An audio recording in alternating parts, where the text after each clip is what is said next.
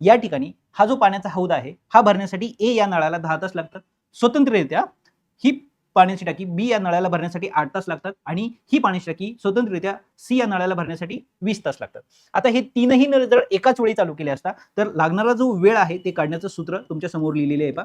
ह्या तीनही नळांना लागणारा जो वेळ आहे त्या तिघांचा गुणाकार करायचा आहे. म्हणजे या ठिकाणी काय होणार आहे 10 गुणिले 8 गुणिले 20 आणि याला भागायचंय या दोघांचा गुणाकार अधिक या दोघांचा गुणाकार अधिक या दोघांचा गुणाकार. म्हणजे या ठिकाणी काय होणार आहे 10 10 80 अधिक इथे किती येणार आहे 160 अधिक ह्या दोघांचा गुणाकार किती होणार आहे 200. म्हणजे या ठिकाणी जर तुम्ही पाहिलं तर 10 गुणिले 8 गुणिले 20 भागिले ह्या तिघांची बेरीज येणार आहे 440. ह्या शून्याला हा शून्य गेला, बे एक बे बे दोन्ही 4 बे दोन्ही 4. इथे जर पाहिले तर बे चौक 8 पुन्हा इथे किती आले 11. म्हणजे इथे 10 चौक 40 भागिले 11. जर मी 11 नी 40 ला भागलं तर 11 3 33 बाकी राहिले 7 अजून भागिले 11 आहे म्हणजे पर्याय क्रमांक 1. आले लक्षात.